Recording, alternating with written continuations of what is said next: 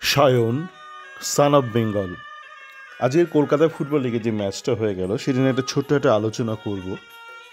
আজ 3-0 জিতেছে প্রতিপক্ষ, বেশ দুর্বল দল রেলওয়ে এফসি, সেটা মাথায় রেখে কিন্তু এই আলোচনাটা স্থান কাল পাত্র বিশেষেই যে কোনো আলোচনা করতে হয়। তো সায়ন সান অফ বেঙ্গল কেন বলছি, বা সান অফ ইস্ট বেঙ্গল, সেটা নিয়ে অবশ্যই আলোচনা করব।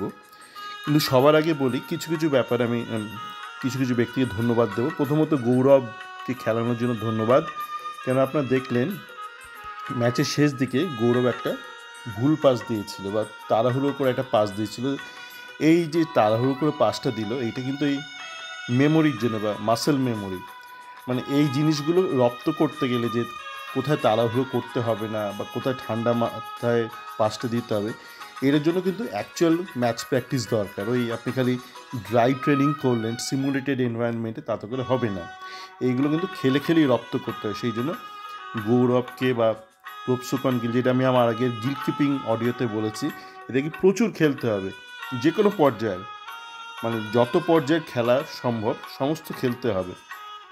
অত বাছবিচার করলে চলবে না। আইএসএল না কলকাতা ফুটবল লিগ নাকি আপনার নৈহাটি কাপ, গোল্ড কাপ, অত ভাবলে চলবে না। যত পারবে খেলতে হবে, তাহলে কিন্তু এই জিনিসগুলো রপ্ত হবে। মানে ঠান্ডা মাথায় গৌরব হোক বা গিল হোক, কেউ কিন্তু এরকম একটা তাড়াহুড়ো করে একটা পাস দেবে না, কিন্তু ওই জিনিসটা রপ্ত করতে হবে।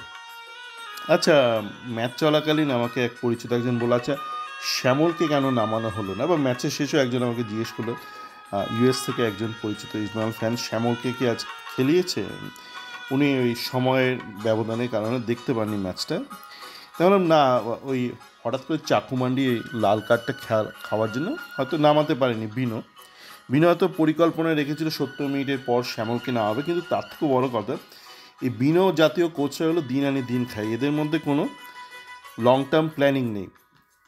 কেননা এই একটা ছকে ফেলে নিজেকে রেখে দিয়েছে, মানে 6-5 ফর্মুলা, 6টা স্থানীয় প্লেয়ার, 5টা বাকি 5টাতেও শুধু নন লোকালদেরই খেলাবে।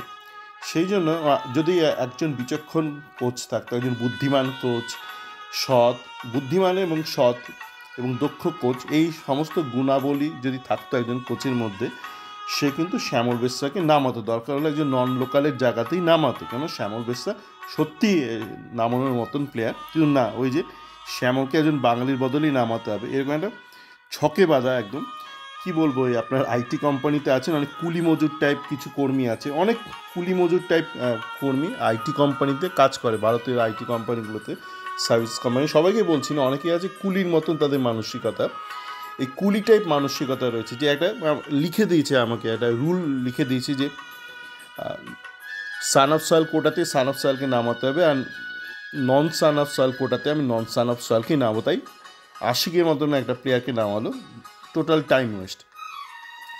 সায়নের ব্যাপারে আসি। সায়ন দেখলাম একবার ওই 1:1 কাটা থেকে আটকে গেল, কিন্তু ওইটা আগে খুব করতো, আগে প্রচুর এই জিনিসটা করতো, এখনও এই জিনিসটা বন্ধ করেছে, এবং সেটা দেখে আমার ভালো লাগছে। দেখুন, এরকম আপনি বলে বলে 1:1 কাটিয়ে যাবেন, এগুলো কিন্তু হয় না। এগুলো খুব রেয়ার অকেশন বা রেয়ার ইভেন্ট। এইগুলো যদি আপনার বেসিক ইভেন্ট হয় বা ডিফল্ট ইভেন্ট হয়, তাহলে কিন্তু আপনি আটকে যাবেন। যেটা আপনারা দেখলেন বিষ্ণুর ক্ষেত্রে, বিষ্ণু এই সারাটা ম্যাচে একটা ক্রস করলো আর সারাক্ষণ খালি ব্যাক পাস করে গেল।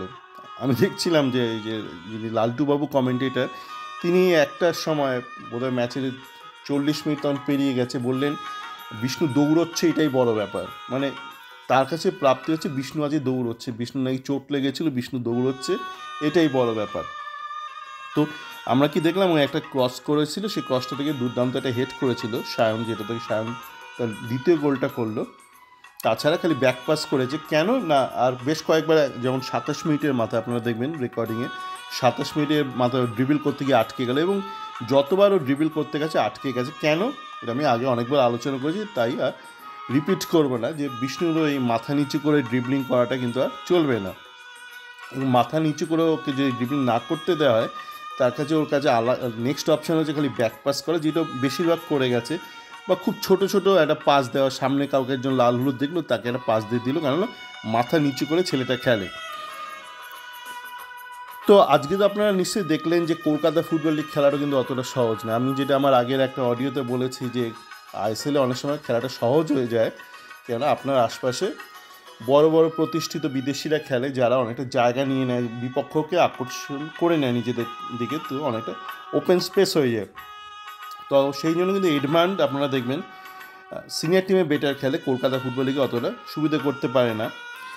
একই জিনিস নিশ্চয়ই আপনারা দেখেছেন বিষ্ণুর ক্ষেত্রে, নিশ্চয়ই দেখেছেন 62 মিনিট অবধি তো ছিল বিষ্ণু, না পুরো 90 মিনিট সায়ন ব্যানার্জি ছিল। আপনারা তো এতদিন কম্পেয়ার করেছেন যে কলকাতা ফুটবল লিগে সায়ন কিন্তু এডমান্ডকে ছাপিয়ে যাচ্ছে। আজ এটাও নিশ্চয়ই দেখেছেন যে সায়ন বিষ্ণুকে ছাপিয়ে যাচ্ছে। সায়নের ক্ষেত্রে যেটা সাপে বর হয়েছে, যে সায়নকে মানে প্রথমে ও ঠিক যোগ্য ছিল না, তবু ওকে প্রমোট করে দিয়েছিল। প্রমোট করার পর ওর সাথে অবিচার করেছিল।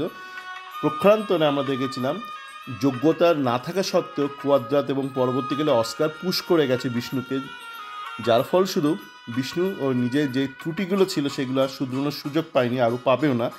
কেন পাবে না সেটা আমি আগে অনেকবার আলোচনা করেছি। কিন্তু এই যে সায়নের প্রতি একটা অবিচার করা হয়েছিল, তার ফলস্বরূপ সায়ন কিন্তু নিজেকে ঠিক করা, মেরামতি করার অনেকটা সুযোগ পেয়েছে। যেমন সায়ন যখন প্রথম খেলছিল ইস্টবেঙ্গলে, সেই মৌসুমে ওকে আমি কালীঘাট এমএসের হয়েও খেলতে দেখেছিলাম কলকাতা ফুটবল লিগে।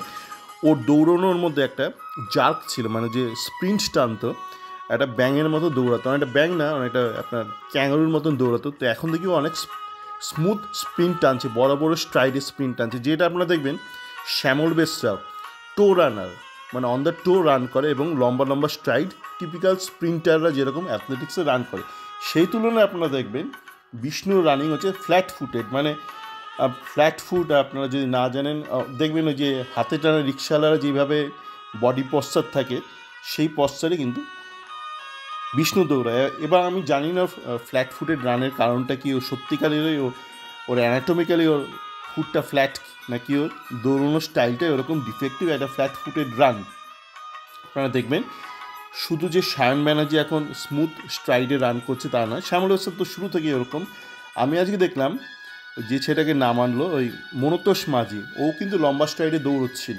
ও একবার দেখলাম কাটাতে গিয়ে আটকে গেল, ঠিক আছে, কিন্তু যতক্ষণ দেখলাম আমার কিন্তু ঠিকঠাকই লাগলো। ওকে আরও একটু ভালো করে দেখতে হবে। কিন্তু প্রক্ষান্তরে আপনারা যদি দেখেন ডেভিড, আমি ডেভিডকে নিয়ে অনেক আগেই বলেছিলাম, যখন খুব হইচই হচ্ছিল বেশ কয়েক মাস আগে ইস্টবেঙ্গলের সমর্থক মহলে, যে ডেভিড নাকি নতুন কিছু একটা এলো ভারতীয় ফুটবলে। আমি বলেছিলাম ওর মধ্যে অনেক টেকনিক্যাল সমস্যা আছে, যেটা সিনিয়র লেভেলে ওকে টেনে নেওয়া হবে। তো এখন আপনারা দেখছেন শুধু যে সিনিয়র লেভেলে পাচ্ছে না তা নয়, ও কিন্তু কলকাতা ফুটবল লিগেও পারেনি। যে অনেকক্ষণ ছিল ডেভিড গোটা মাঠে আপনারা মনে আছে আপনারা ডেভিড ছিল এরকম মুহূর্ত কোনো মনে আছে? থাকবে না, কেন সেরকমভাবে খেলতে পারেনি। তো এই বলার ছিল, আর বাকিদের নিয়ে খুব কিছু বলার নেই। এই কয়টা মেন টেক অ্যাওয়ে ছিল আজকের ম্যাচ থেকে।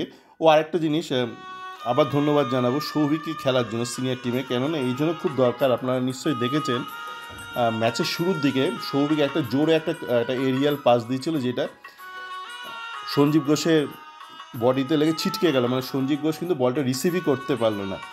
এই জন্য দরকার আপনার কিছু সিনিয়র টিমকেও, যেন সিনিয়র টিমের প্লেয়ার যাতে খেলে এই কলকাতা ফুটবল লিগ, তাহলে কি আপনি কম্পেয়ার করতে পারেন যে সৌভিক একটা পাস দিল, যেটা স্পিডটা আইএসএলের স্পিড, সেটা সঞ্জীব ঘোষ ধরতে পারলো না। এবার আমরা জানি না মানে সঞ্জীব ঘোষ সেই মতন অনুশীলন করলে সৌভিকের সাথে আরও খেলার সুযোগ পেলে ওইটা শুধরাতে পারবে কি পারবে না, কিন্তু এই জিনিসটা খুব দরকার বাকিদের ক্ষেত্রে। আর শেষের দিকে তন্ময় দাসকে নামাতে হয়েছিল, কেননা চাকুমান্ডি দ্বিতীয় হলুদ কার্ডটা খেলো এবং যোগ্য কারণেই খেয়েছে, এবং এই কার্ডগুলো দেখানোর দরকার আছে। কেননা আপনি যদি কলকাতা ফুটবল লিগে এদের কার্ডগুলো না দেখান, তো এদের মধ্যে একটা ত্রুটি থেকেই যাবে, এবং সেই ত্রুটিটা কিন্তু পরবর্তীকালে যদি এরা সিনিয়র টিমে খেলে, আইএসএল টিমে খেলে, সেখানে গিয়ে কিন্তু এই লাল কার্ডগুলো এরা খাবে বা একাধিক হলুদ কার্ড খেতে থাকবে। তো সেই জন্য একদম শুরুতেই কিন্তু এইগুলোকে শুধরানোর দরকার আছে, এবং রেফারিদেরকে যথাযথ কার্ড দেখানোর দরকারও রয়েছে। সবাই ভালো থাকবেন।